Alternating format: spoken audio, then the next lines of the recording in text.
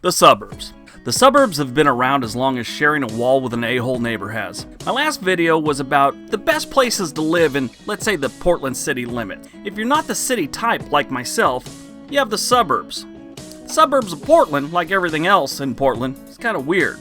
We actually have a thing called the urban growth boundary. This is a law that was put in place to preserve the forest and the farming land around Portland, Oregon. So if you live in one of the suburbs, chances are it's not going to be too big and is probably bordered by some kind of farm or forest area, or maybe a really nice park.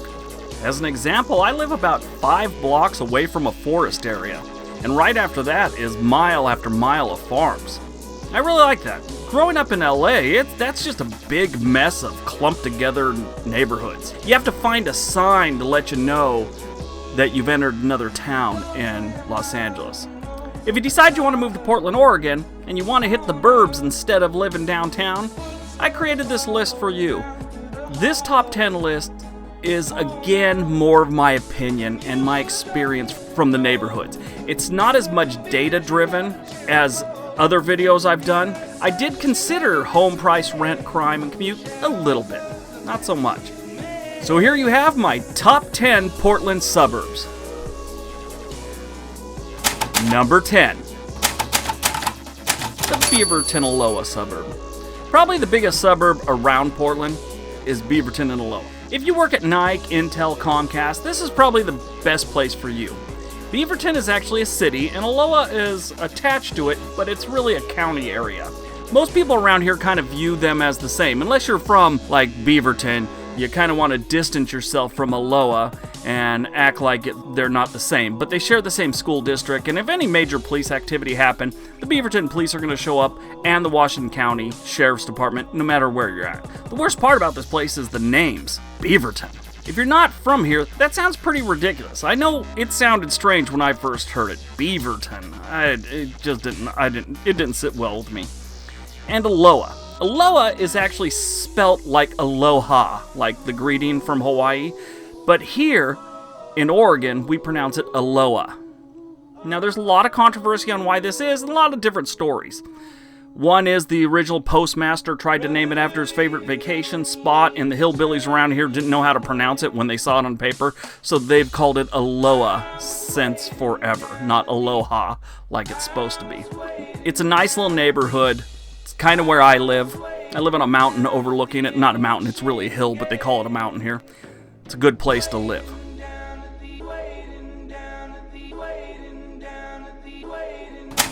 Number 9. Hillsboro. Hillsboro is right next to Aloha and Beaverton. Nothing terribly exciting about Hillsboro. It's kind of a nice place for families and kids. They have a very few apartment buildings for the size. It's mostly single-family homes, and apparently in the 70s and 80s they went big on duplexes, so you have a lot of those floating around here. Now, here's the strange thing about Hillsboro, because everything around Portland has something strange or weird about it. They have an aquatic center. I think I'm pronouncing it right. The Sherwood Park Aquatic and Recreation Center. Now, for some unknown reason, out front they have statues of like cartoon character family holding hamburgers. They don't sell hamburgers there. I don't know what it's all about. I did a little research, found out they're like these A&W families from the 50s or 60s, and they got these statues for some reason. Why they're there, I don't know. I think they were probably in storage. Someone had nothing else to do with them. Why not put them in front of the aquatic center? Makes perfect sense to me. There's not even a hamburger place on the property. It's really strange. But that's Hillsboro. Number 8. Tualatin. Tualatin is a great little town. Somewhat low crime rate. It has the freeway, the 5 freeway, going right down the middle of it, which takes you to Portland, Oregon. So if you're living in Tualatin and you work in Portland, this is a really great thing. The commute on a bad day is maybe 30 minutes to 45 minutes. That's on a bad day. Most of the time, you can get downtown Portland in about 20-25 minutes. And if you're from a southern state, good news, they just opened up a Cracker Barrel there. When I was in the Army, I used to eat at Cracker Barrel all the time. You know, they're in Georgia, and Alabama, the Carolinas, so on and so forth. They don't have too many out here on the West Coast. That is the closest one around here. If you've never eaten at a Cracker Barrel, their breakfast is phenomenal. Number 7. Tigard. I've talked about Tigard before. They have a bunch of really cool stuff to do. Indoor go-karts, the iFly, you know, that big fan blows you up in the air, makes you feel like you're skydiving. They have a gym that has all the Ninja Warrior obstacles. It's close to the freeway, affordable housing. It's a good place for families. Crime rate, it's medium around there, not terribly bad. It's mostly industrial and commercial warehouse type things. Shouldn't say mostly, they have a lot of it. But still, it's a great place to live, it's close to the freeway, has a lot of things to do, and it's close to the Washington Square Mall, which is like the big mall here in the Portland area. Number 6.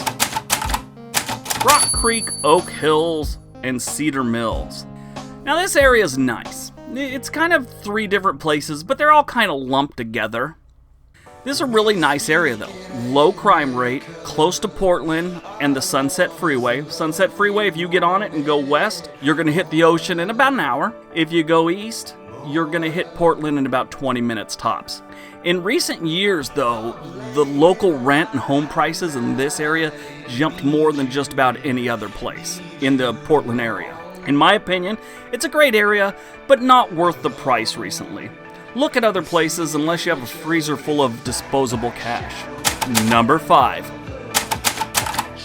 Happy Valley. That's right, Happy Valley. Happy Valley sounds like something that's in a Disney movie, and this place kind of is.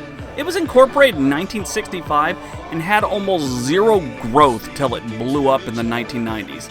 So you got tons of new homes, really nice ones at that. One of Oregon's fastest growing cities, probably the last 10, 15 years at least. Now the cool things are it's not too close to the freeway, so some people like that. Some people that have to commute downtown, it makes your commute a bit of a hassle. But Happy Valley's a pretty decent place. Number 4. Sherwood. Sherwood, Oregon is a nice town that has kind of had a little growth spurt over the last decade or so. Tons of really cool restaurants and pubs. A lot of businesses, a lot of work is there. Low crime rate. Housing costs aren't terrible. Not the best, but they're not crazy. Downside of this town is Sherwood High School. Sherwood High School has one of the worst names for a mascot. Their football team is called the Sherwood Bowmen. Come on, man. Who did that to those kids? It's just wrong. Just imagine the guy in tights running around with a bow and arrow. Ridiculous. Number 3. Newberg.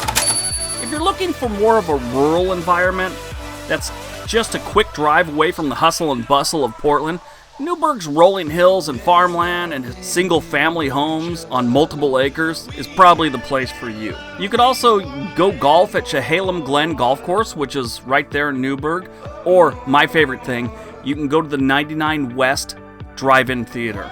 Really, I'm not kidding, they have a drive-in theater. That takes me back. Makes me want to get a van and call one of my high school girlfriends, see if they want to catch a film. Never mind. My wife just raised her eyebrows. I won't be calling any high school girlfriends and going to the drive-in.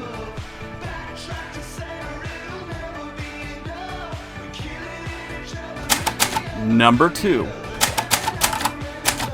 West Linn. This suburb has a variety of housing types, from a lot of old single-family craftsman-style homes to new construction of condos and townhomes. West Linn has over 600 acres of well-maintained city parks with plenty of outdoor recreation options, including hiking, biking, wildlife watching, boating, whatever you want. It's also got one of the better school districts in Portland metro area and its suburbs. And if you're a UFC fan, go there, you might see Chael Sonnen wandering the streets. I don't know if he still lives there, but that's where he's from. And number 1. Lake Oswego. Now, number 1 on my list is the beautiful, affluent suburb of Lake Oswego. If you really got a lot of money, you can get a house on the lake. It's a really nice area. Local events in Lake Oswego, like the Lake Oswego Festival of Arts, and Lake Oswego's Farmer Market boasts over 80 vendors each week, which, for a farmer's market, that's pretty solid. Outdoor people, you'll dig the hiking and the biking and the city parks, and they actually really do have a lake. You can go cool yourself off at the lake. They've got a reputation of having great public schools. Lake Oswego is also an excellent pick for families. It's one of our more affluent neighborhoods, basically where all the rich people live. That's why it's number 1. Even though it's where the rich people live, it still has some affordable options there as well. The crime rate is next to nothing. You're not too far away from Portland. Lake Oswego is the number 1 suburb of Portland, Oregon. Alright, so that's my list of the best suburbs of Portland, Oregon. I hope you enjoyed it. Thanks for watching. Don't forget to hit that like button. Don't forget to hit that subscribe button. Leave me a comment. Have a great day. Be nice to each other.